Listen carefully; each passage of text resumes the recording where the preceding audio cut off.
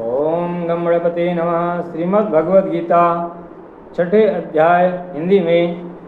ओम श्री परमात्मने नमः। इसके उपरांत श्री कृष्ण महाराज बोले, हे अर्जुन, जो पुरुष कर्म के फल को न चाहता हुआ करने योग्य कर्म करता है वह सन्यासी और योगी है,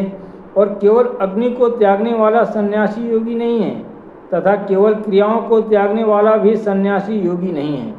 इसलिए हे अर्जुन, जिसको सन्यास ऐसा कहते हैं उसी को तू योग जान, क्योंकि संकल्पों को न त्यागने वाला कोई भी पुरुष योगी नहीं होता।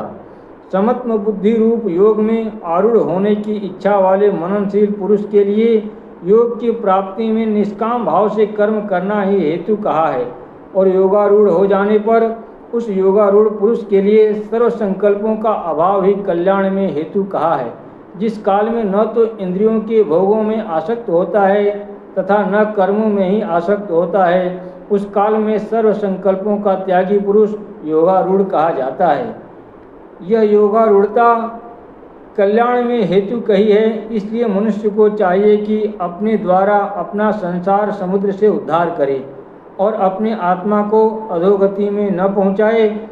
क्योंकि यह जीवात्मा आप ही तो अपना मित्र है और आप ही अपना शत्रु, अर्थात और कोई दूसरा शत्रु या मित्र नहीं है। उस जीवात्मा का तो वह आप ही मित्र है कि जिस जीवात्मा द्वारा मन और इंद्रियों सहित शरीर जीता हुआ है, और जिसके द्वारा मन और इंद्रियों सहित शरीर नहीं जीता गया है, उसका वह आप ही शत्रु के सदृश शत्रुता में बरतता है। हे अर्जुन, सर्दी गर्मी और सुख दुख आदिकों में तथा मान और अपमान में जिसके अंतःकरण की वृत्तियाँ अच्छी प्रकार शांत हैं, अर्थात विकार रहित हैं, ऐसे स्वाधीन आत्मा वाले पुरुष के ज्ञान में सच्चिदानंद घन परमात्मा सम्यक प्रकार से स्थित हैं, अर्थात उसके ज्ञान में परमात्मा के सिवा अन्य कुछ है ही नहीं। ज्ञान विज्ञान से तृप्त है अंतःकरण जिसका तथा विकार रहित है स्थिति जिसकी, और अच्छी प्रकार जीती हुई है इंद्रियां जिसकी, तथा समान है मिट्टी पत्थर और स्वर्ण जिसके, वह योगी युक्त अर्थात भगवत की प्राप्ति वाला है, ऐसे कहा जाता है। जो पुरुष सुहृद मित्र वैरी उदासीन मध्यस्थ द्वेषी बंधुगणों में तथा धर्मात्माओं में और पापियों में भी समान भाव वाला है, वह अति श्रेष्ठ है। इसलिए उचित है कि जिसका मन और इंद्रियों सहित शरीर जीता हुआ है, ऐसा वासना रहित और संग्रह रहित योगी अकेला ही एकांत स्थान में स्थित हुआ निरंतर आत्मा को परमेश्वर के ध्यान में लगावे। शुद्ध भूमि में कुशा मृगछाला और वस्त्र है, ऊपरोपरि जिसके ऐसे अपने आसन को न अति ऊंचा और न अति नीचा स्थिर स्थापन करके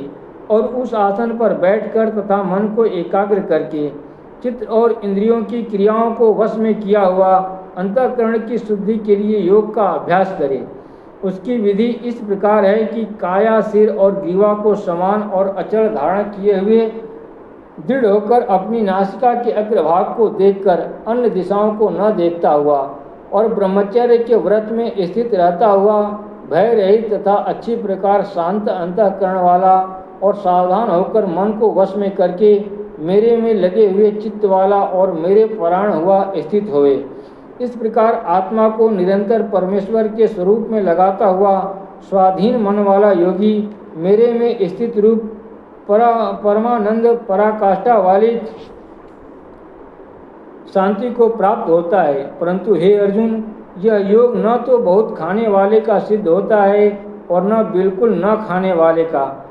तथा न अति शयन करने के स्वभाव वाले का और न अत्यंत जागने वाले का ही सिद्ध होता है। यह दुखों का नाश करने वाला योग तो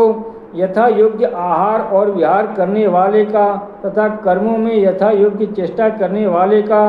और यथा योग्य शयन करने तथा जागने वाले का ही सिद्ध होता है। इस प्रकार योग के अभ्यास से अत्यंत वश में किया हुआ चित्त जिस काल में परमात्मा में ही भली प्रकार स्थित हो जाता है, उस काल में संपूर्ण कामनाओं से स्पृहा रहित हुआ पुरुष योग युक्त ऐसा कहा जाता है। जिस प्रकार वायु रहित स्थान में स्थित दीपक चलायमान नहीं होता है, वैसी ही उपमा परमात्मा के ध्यान में लगे हुए योगी के जीते हुए चित्त की कही गई है। हे अर्जुन, जिस अवस्था में योग के अभ्यास से निरुद्ध हुआ चित्त उपराम हो जाता है और जिस अवस्था में परमेश्वर के ध्यान से शुद्ध हुई सूक्ष्म बुद्धि द्वारा परमात्मा को साक्षात करता हुआ सच्चिदानंद घन परमात्मा में ही संतुष्ट होता है तथा इंद्रियों से अतीत केवल शुद्ध हुई सूक्ष्म बुद्धि द्वारा ग्रहण करने योग्य जो अनंत आनंद है उसको जिस अवस्था में अनुभव करता है और जिस अवस्था में स्थित हुआ यह योगी भगवत स्वरूप से नहीं चलायमान होता है और परमेश्वर की प्राप्ति रूप जिस लाभ को प्राप्त होकर उससे अधिक दूसरा कुछ भी लाभ नहीं है और भगवत प्राप्ति रूप जिस अवस्था में स्थित हुआ योगी बड़े भारी दुख से भी चलायमान नहीं होता है। जो दुख रूप संसार के संयोग से रहित है तथा जिसका नाम योग है उसको जानना चाहिए। वह योग न उकताए हुए चित्त से अर्थात तत्पर हुए चित्त से निश्चय पूर्वक करना कर्तव्य है। इसलिए मनुष्य को चाहिए कि संकल्प से उत्पन्न होने वाली संपूर्ण कामनाओं को निश्चेषता से अर्थात वासना और आसक्ति सहित त्याग कर और मन के द्वारा इंद्रियों के समुदाय को सब ओर से अच्छी प्रकार वश में करके क्रम से अभ्यास करता हुआ उपरामता को प्राप्त हुए तथा धैर्य युक्त बुद्धि द्वारा मन को परमात्मा में स्थित करके परमात्मा के सिवा और कुछ भी नहीं चिंतन करे और कुछ भी चिंतन न करे, परंतु जिसका मन वश में नहीं हुआ हो उसको चाहिए कि यह स्थिर न रहने वाला और चंचल मन जिस कारण से सांसारिक पदार्थों में विचरता है उसको रोककर बारंबार परमात्मा में ही निरोध करे। क्योंकि जिसका मन अच्छी प्रकार शांत है और जो पाप से रहित है और जिसका रजोगुण शांत हो गया है, ऐसे इस सच्चिदानंद घन ब्रह्मा के साथ एक ही भाव हुए योगी को अति उत्तम आनंद प्राप्त होता है। वह पाप रहित योगी इस प्रकार निरंतर आत्मा को परमात्मा में लगाता हुआ सुखपूर्वक पर ब्रह्मा परमात्मा की प्राप्ति रूप अनंत आनंद को अनुभव करता है। हे अर्जुन, सर्वव्यापी अनंत चेतन में एक ही भाव से स्थित रूप योग से युक्त हुए आत्मा वाला तथा सब में सम भाव से देखने वाला योगी आत्मा को संपूर्ण भूतों में बर्फ में जल के सदृश व्यापक देखता है और संपूर्ण भूतों को आत्मा में देखता है। अर्थात जैसे स्वप्न से जगा हुआ पुरुष स्वप्न के संसार को अपने अंतर्गत संकल्प के आधार देखता है, वैसे ही वह पुरुष संपूर्ण भूतों को अपने सर्वव्यापी अनंत चेतन आत्मा के अंतर्गत संकल्प के आधार देखता है। जो पुरुष संपूर्ण भूतों में सबके आत्मरूप मुझ वासुदेव को ही व्यापक देखता है और संपूर्ण भूतों को मुझ वासुदेव के अंतर्गत देखता है, उसके लिए मैं अदृश्य नहीं होता हूँ और वह मेरे लिए अदृश्य नहीं होता है। केवल वह मेरे में एक ही भाव से स्थित है। इस प्रकार जो पुरुष एक ही भाव में स्थित हुआ संपूर्ण भूतों में आत्मरूप से स्थित मुझ सच्चिदानंद घन वासुदेव को भजता है, वह योगी सब प्रकार से बढ़ता हुआ भी मेरे में ही बढ़ता है, क्योंकि उसके अनुभव में मेरे सिवा अन्य कुछ है ही नहीं। हे अर्जुन, जो योगी अपनी सादृश्यता से संपूर्ण भूतों में सम देखता है और सुख अथवा दुख को भी सब में सम देखता है, वह योगी परम श्रेष्ठ माना गया है। इस प्रकार भगवान के वाक्यों को सुनकर अर्जुन बोले, हे मधुसूदन, जो यह ध्यान योग आपने समत्व भाव से कहा है, इसकी मैं मन के चंचल होने से बहुत काल तक ठहरने वाली स्थिति को नहीं देखता हूँ। क्योंकि हे कृष्ण, यह मन बड़ा चंचल और प्रमथन स्वभाव वाला है तथा बड़ा दृढ़ और बलवान है, इसलिए इसका वश में करना मैं वायु की भांति अति दुष्कर मानता हूँ। इस प्रकार अर्जुन के पूछने पर श्री कृष्ण भगवान बोले, हे महाबाहो, निस्संदेह मन चंचल और कठिनता से वश में होने वाला है, परंतु हे कुंती पुत्र अर्जुन, अभ्यास अर्थात स्थिति के लिए बारंबार यत्न करने से और वैराग्य से वश में होता है, इसलिए इसको अवश्य वश में करना चाहिए। क्योंकि मन को वश में न करने वाले पुरुष द्वारा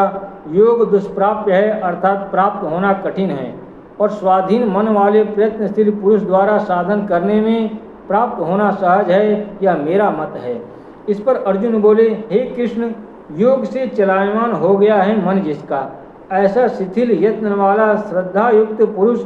योग की सिद्धि को अर्थात भगवत साक्षात्कार को न प्राप्त होकर किस गति को प्राप्त होता है। हे महाबाहो, क्या वह भगवत प्राप्ति के मार्ग में मोहित हुआ